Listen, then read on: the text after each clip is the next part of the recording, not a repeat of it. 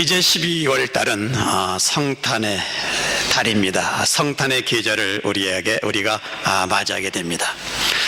저는 성탄의 이 계절이 오면 매년마다 사용하는 예화, 매년마다 사용하는 그 예화가 있습니다. 또 이 예화 같이 우리의 부부들이 이러한 모습, 이러한 마음을 간직하면 어떡할까, 이러한 기대를 하면서 예화를 사용합니다. 그것은 오 헨리의 지혜로운 사람들이라는 단편 소설입니다. 내용은 가난하고도 젊은 델라라는 그 여인, 무엇인가 남편에게 사주고 싶은 그러한 마음을 이제 간직하게 됩니다. 무엇을 사주면 좋을까? 그러나 자기 주머니를 보니까 사실 1불밖에 없는 자기 주머니의 사정이었습니다. 생각한 나머지 내가 가장 소중하고 아끼던 나의 머리카락이 생각이 납니다. 이 긴 머리카락을 팔면 사랑하는 내 남편에게 선물을 할 수가 있겠지. 가게에 가서 흥정을 합니다. 20불을 준다고 합니다. 그러면 20불을 가지고 내가 무엇을 사다가 남편에게 드릴까? 남편이 가지고 있는 것 중에 제일 아끼는 남편의 시계가 생각이 납니다. 시계줄을 사주면 좋겠다. 자기 머리카락을 판 돈 20불과 자기 비상금 1불을 포함해서 이제 21불을 가지고 남편을 위한 시계줄을 삽니다. 같은 날 남편도 너무나 가난하기에 자기 사랑하는 부인에게 선물을 사줄 돈이 없습니다. 별 수 없구나. 내 시계를 팔아야지. 남편 짐은 자기의 금시계를 팔아 가지고 자기를 사랑하는 델라가 그토록 평소에 마음 가운데 갖고 싶어 했던 머리핀 한 세트를 이제 산 것입니다. 그날 밤 이 가난한 부부의 저녁은 어떻게 되었을까? 먼저 집으로 돌아온 델라가 남편을 기다립니다. 두근거리는 마음으로 혹 내 머리카락을 남편이 보면 얼마나 충격을 받을까 생각하면서 남편을 기다립니다. 남편이 들어오는 모습을 보니까 벌써 남편의 얼굴이 하얗게 질립니다. 델라는 말합니다. 여보, 걱정 말아요. 내 머리카락은 금방 자랄 거예요. 당신도 알잖아요. 하면서 남편을 위로하며 남편을 위하여 자기가 산 시계줄을 내놓습니다. 넋을 잃어버리는 짐의 모습, 우리는 선물 그 자체보다 이 중요한 것은 선물 속에 담겨진 바로 애정의 아름다운 모습입니다. 저도 올해 결혼 33주년을 11월 달에 맞이하게 되었습니다. 33년 만에 저는 처음 하얀 봉투 속에 사랑의 물질로 표현했다는 것 아니겠습니까? 처음 쑥스러운 마음으로 제가 하얀 봉투에다가 작은 물질을 집어넣어서 저희 아내에게 주었습니다. 성탄을 맞아요. 우리 부부들은 이러한 사랑의 마음을 품고 우리는 이 성탄의 계절을 기대하고 있습니다. 성탄의 달을 맞아요. 제일 값진 놀라운 선물을 사도 바울은 고백합니다. 나를 사랑하사 나를 위하여 자기 몸을 버려두신 하나님의 아들이다 라고 독생자 예수 그리스도를 이 땅에 하나님께서 선물로 보내주셨다는 말씀입니다. 그래서 이 놀라운 선물을 에베소서 2장 8절에서 사도 바울은 선포하기를 너희가 그 은혜를 인하여 믿음으로 말미암아 구원을 주셨나니 이것은 너에게서 난 것이 아니요 하나님의 선물이라. 구원은 하나님의 선물이라고 확실하게 우리에게 말씀을 해주고 있는 것입니다. 12월 달은 예수님께서 이 땅에 구주와 주님으로 오심을 우리에게 알려주고 있는 달입니다. 성경 66권은 여러 가지 표현으로 약 40명의 기자들에 의해서 다양한 시대의 다양한 문화 속에서 서로 다른 언어와 사상과 문화의 글을 채취해서 우리 구주 예수 그리스도를 소개하여 주고 있는 것입니다. 성령께서 기록한 성경의 마지막 목적은 하나님의 아들 예수 그리스도를 알려주는 데 있습니다. 그렇기 때문에 성탄의 계절에는 첫째로 아브라함과 다윗의 자손이라고 바로 마태복음 1장 1절은 우리에게 소개해주고 있는 것입니다. 아브라함은 갈대 우르에서 살았던 아주 평범한 그러한 사람이었습니다. 그런데 어느 날 하나님께서 특별한 은혜로 아브라함을 부르시고 택하셔서 하나님의 길을 가게 만드시고 믿음의 조상으로 만드셨습니다. 타락한 인간에게 하나님께서 구원의 실제를 아주 구체적으로 보여주시고 있는 그러한 말씀인 것입니다. 아브라함은 본래 믿음의 사람이 아니었고 평범한 사람이었는데 어느 날 하나님께서 불러서 믿음의 사람으로 그를 만들어 가기 시작하시는 그러한 모습을 우리는 창세기의 기사를 통해서 이미 알고 있습니다. 본래 우리도 믿음이 있어서 사실 교회에 온 것 아닙니다. 믿음이 있어서 예수 믿은 것도 아닙니다. 사실 우리들은 예수 그리스도 밖에 있었고 약속의 자손 밖에 있었고 이스라엘 나라 밖에 있었던 사람들입니다만 전혀 하나님과 상관없는 그러한 모습으로 살았던 사람들인데 예수님 앞에 우리를 오게 하여 주시고 예수 그리스도를 나의 구주로 믿을 수 있도록 고백할 수 있도록 성령께서 인쳐 주셨습니다. 하나님께서 이곳에 불러주셔서 믿을 수 있는 바로 상황을 허락하여 주신 것입니다. 아브라함이 허락하신 약속의 말씀을 곧 우리에게 허락하여 주셨습니다. 그래서 창세기 12장 2절 말씀에 근거하면 내가 너로 큰 민족을 이루고 네게 복을 주고 네 이름을 창대케 하리니 너는 복의 근원이 될지라. 우리가 예수님을 믿었기 때문에 우리 자손에 하나님의 놀라운 축복이 임하기 시작했다는 사실입니다. 왜냐하면 저와 여러분들의 가정에 하나님께서 개입하시기 시작하셨던 겁니다. 하나님은 일방적으로 아브라함에게 너는 복의 근원이 될 거야 이렇게 축복을 주시면서 예수 그리스도를 아브라함의 자손이라고 우리에게 소개하고 있는 것입니다. 그리고 다윗의 자손이다. 사무엘상 7장 12절 말씀 보니까 다윗의 후손에서 메시아 곧 왕이 나올 것을 예언하셨고 아울러서 로마서 1장 3절 말씀에 예수 그리스도를 소개하기를 육신으로는 다윗의 혈통에서 난 자라고 소개하였으며 디모데후서 2장 8절 말씀에 다윗의 씨로 죽은 자 가운데서 다시 살신 분이라고 우리에게 성경은 말씀하고 있습니다. 예수 그리스도는 다윗의 자손 가운데 태어나기로 약속이 되어 있습니다.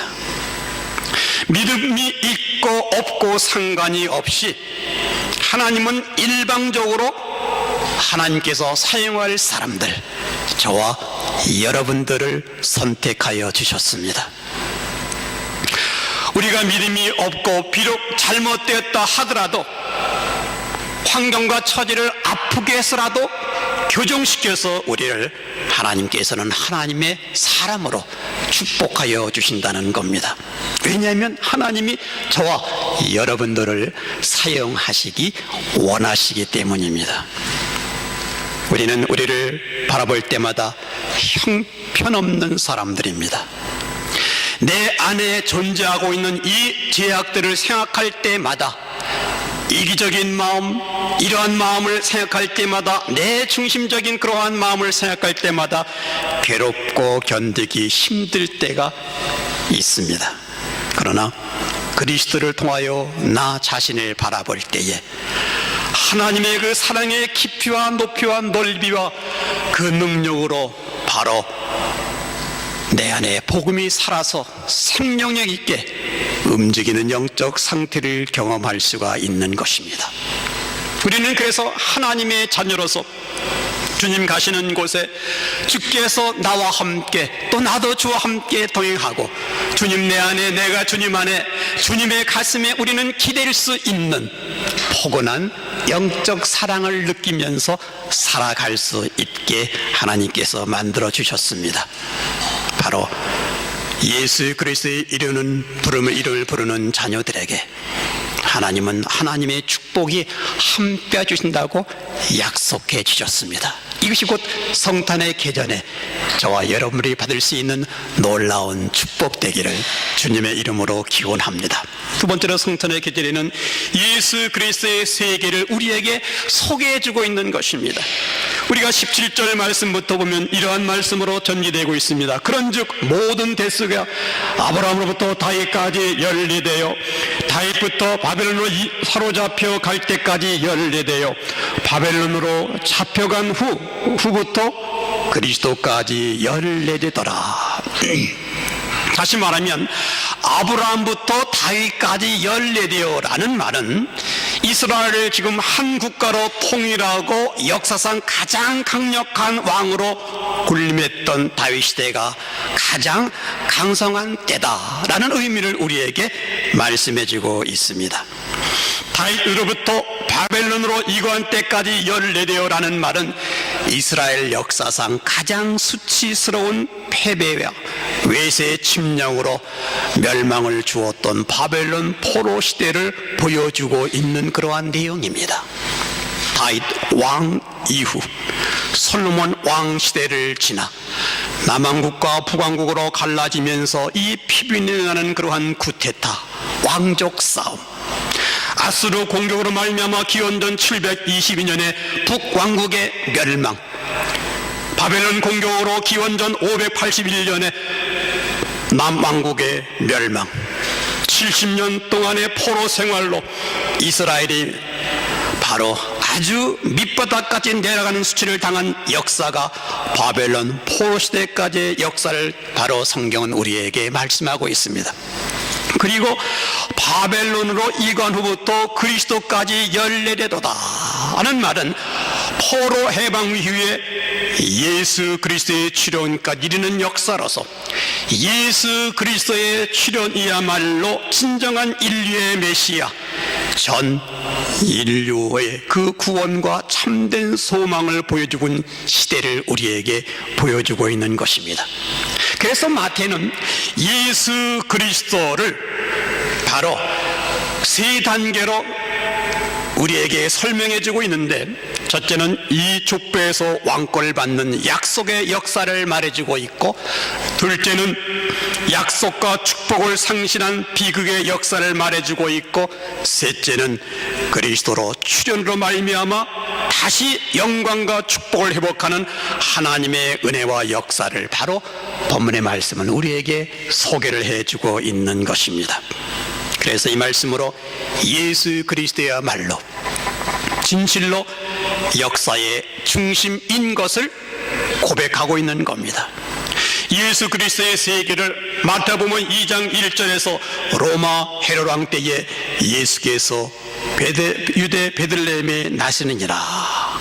이것은 하나님이 마지막 날에 하나님의 아들을 우리에게 보내주시는 마지막 공개 사건인 것을 보게 됩니다.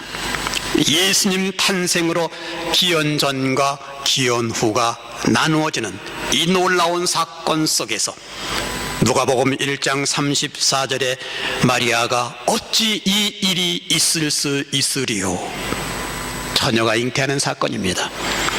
마태복음 1장 19절에 요셉은 가만히 끊고자 하여, 끊으려고 합니다. 하나님의 일에 지금 사단 마귀가 방해하고 있는 그러한 모습입니다. 어찌면요, 내가 사내를 알지 못하고는 아주 이성적 생각으로 나타나고 있는 마리아의 그 내적 생활입니다. 요셉도 고민합니다. 아마 상당한 인격이 있는 그러한 총각이었던 것을 보게 됩니다. 그는 가만히 끊고자 하여 고민하고 있을 때에, 그때에 하나님이 찾아오십니다. 하나님이 요셉에게 현명하여 독생자 예수의 이름을 알려주고 받으라, 그리고 믿으라, 믿음으로 수용하도록 신앙으로 교훈시켜주는 놀라운 계시를 요셉에게 부어주시고 있는 장면입니다. 마태는 우리가 믿는 이 예수가 역사의 처음이요 마지막이며 우리 시대의 참 소망이라는 것을 우리에게 그대로 보여주고 있는 그러한 말씀을 바로 우리는 이 성탄의 계절에 접할 수가 있는 것입니다. 이 세계는 예수 그리스도의 세계임을 믿고 우리는 살아가는 겁니다. 하나님의 아들이 인간의 모습으로 낮고 천한 모습으로 이 땅에 오셨습니다. 유대인의 왕으로 나실 분이, 아니 모세와 같은 강력한 선지자의 역할을 감당하실 수 있는 분이, 다윗과 같은 용맹스러운 왕으로서 군립할 수 있는 분이, 이같이 유대인들은 기대하였건만 그러나 서민이 살고 있는 베들레헴의 그 촌락, 베들레헴 마을 구에서 메시아가 태어날 것이라는 것, 아무도 참 상상할 수 없는 그러한 사건입니다. 이처럼 성탄은 비천하고 소외당하고 그늘 속에 앉은 사람들에게 제일 먼저 찾아온다는 사실입니다. 성탄은 제일 먼저 마리아와 요셉에게 찾아온 것입니다. 환경으로는 사람이 거처할 수 없는 마을 구유에서 시작된 겁니다. 그럼에도 불구하고 마리아는 노래하기를, 내 영혼아 주를 찬양하며 내 마음이 내 구주를 기뻐하였음은 그 계집종의 비천함을 돌아보셨음이니라. 마리아는 처녀로 잉태하였기 때문에 사방에서 비방과 욕설을 들을 수가 있었을 겁니다. 더러운 여자로 낙인을 찍히고 오해를 받기까지 했을 것입니다. 약혼자도 신분이 높거나 직장이 보장된 직업도 아닌 일개 목수이었습니다. 그래서 그의 신분은 비천한 계집종이라고 표현했을지도 모릅니다. 자기 자신을 비천하고 더러운 죄인이라고 인정하는 사람들에게 곧 성탄은 찾아오고 있습니다. 인생의 가장 그늘진 곳 밑바탕에 있는 자를 위하여 예수 그리스도는 탄생하셨고, 자신이 얼마나 비참한 죄인임을 인식한 겸손한 자에게 곧 성탄은 찾아오고 있습니다. 존 올트보의 이성을 넘어선 사랑이라는 책이 있습니다. 저자는 성육신의 이 진리를 설명하기 위하여 덴마크 기독교 철학자 스레트 키엘카르의 이야기 하나를 이용합니다. 덴마크의 한 왕이 시골 처녀와 사랑에 빠진 그러한 이야기입니다. 아주 시골에 살고 있는 소박한 처녀를 사랑하는 왕이 있었습니다. 그녀에게는 왕가의 혈통도 없었고 공식적인 교육을 받아본 적도 없었습니다. 그녀는 허름한 누더기 옷을 걸치고 농촌의 어둠목집에 살고 있었던 처녀였습니다. 그런데 이 처녀를 보고 한눈에 빠져버린 왕은 이 처녀를 본 후에 사랑하는 마음을 버릴 수 없는 그러한 마음이었습니다.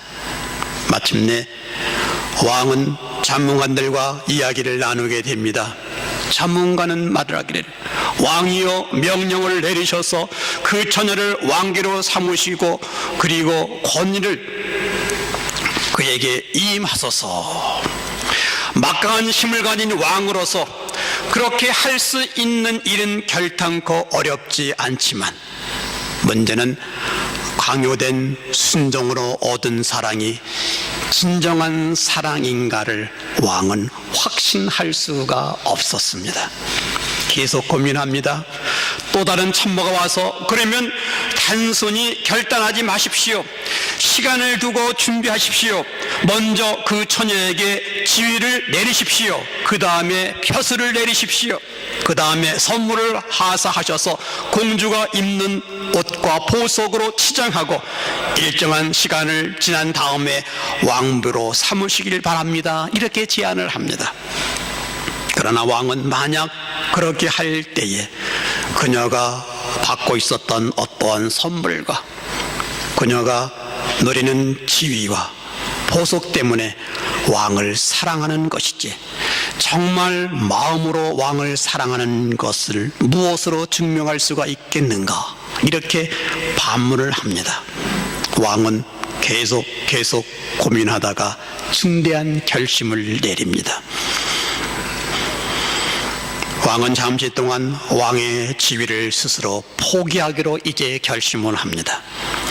일정한 시간에 왕의 자리에서 내려와 그는 평범한 서민으로 돌아가 그 처녀가 살고 있는 그 지역에 가서 그 처녀가 입고 있는 그 동일한 옷을 입고 그리고 그 처녀가 먹고 있는 동일한 음식을 먹고 동일한 환경 속에서 살아가면서 그녀의 사랑을 얻어내겠다고 왕은 이제 결단을 하게 됩니다. 키엘가르는 이 비유를 통하여 인간의 육신을 입고 종의 모습으로 이 땅에 오신 하나님이 인간 되신 사건, 예수 그리스도의 세계를 우리에게 설명해 주고 있는 것입니다. 겸손과 순종으로 바로 우리가 하나님의 놀라운 일들을 감당할 수 있는 그러한 사람들은 겸손과 순종으로 우리는 성탄의 계절을 맞이해야만 되겠다는 겁니다. 셋째로 성탄의 계절은 구원을 위한 계절입니다. 마태복음 1장 21절에 아들을 낳으리니 이름을 예수로 하라. 이는 그가 자기 백성을 저희 죄에서 구원할 자이심이니라. 예수라는 뜻은 여호와는 구원이시다라는 의미입니다. 예수님의 본질적이고 궁극적인 의미는 죄와 죄의 결과인 사망에서의 구원입니다. 하나님의 영원한 진노를 받을 죄의 싹진 사망에서 우리를 구원하심을 말씀하고 있는 겁니다. 예수님의 구원은 자기 땅에 자기 백성을 찾아오신 겁니다.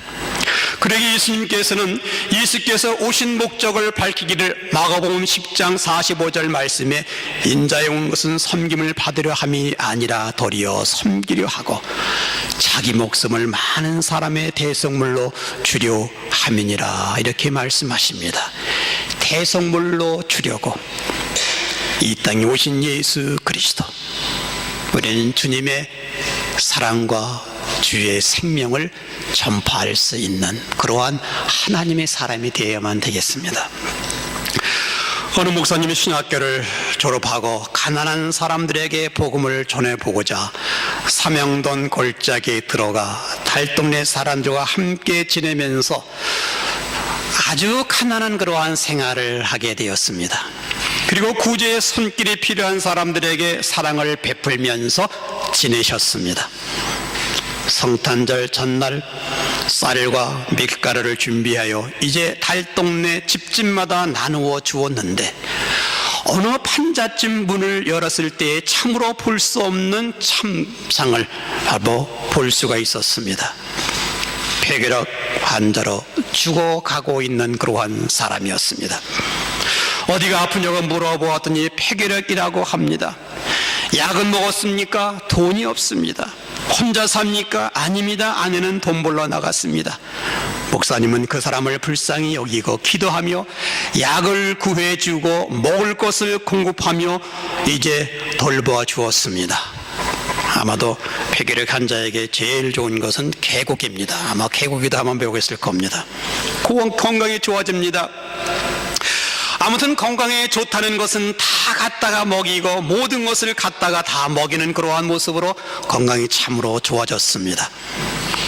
이름도 없이 빚도 없이 은밀하게 봉사하면서 최선으로 섬겼습니다. 그러나 목사님은 구제는 하였건만 그에게 생명의 복음을 전하지를 못했습니다. 그런데 그 다음에 성탄절 아침에 그 부인이 뛰어오더니 대성통곡을 합니다. 당신이 내 남편 죽였습니다 라고 원망을 합니다. 아니 자매님 무슨 말씀입니까? 아시다시피 다 죽어가는 당신의 남편 약을 구해서 먹였고 영양 보충을 위해서 먹을 것을 공급하였는데 왜 내가 당신의 남편을 죽였습니까? 남편이 병들었고 있을 때에는 그런대로 집안에서 남편 구실을 하고 있었는데 병이 왕쾌되더니 술 마시고 방탕하고 어제 저녁도 밤새도록 마시고 그만 골목길에서 얼어 죽었다는 아내의 말입니다. 당시 내 남편 죽였습니다. 목사님은 할 말이 없었습니다. 그렇습니다. 죽인 셈이 되었습니다. 목사님은 회개하면서 이렇게 결심합니다. 다시는 인간적인 구제만은 하지 않으리라. 생명의 복음이 빠진 구제는 하지 않으리라. 목사님은 회개를 하고 하나님 앞에 기도를 드렸습니다. 주님, 용서하옵소서. 육신의 병은 고쳐주려고 하였으나 심령의 병, 영적인 병을 고치려고 하지 않은 죄를 용서하옵소서. 성탄에 내 이웃들에게 줘야 할 긴급한 선물이 있습니다. 물론 날씨가 추운 겨울이 될 겁니다. 가난한 자의 부르짖음이 있습니다.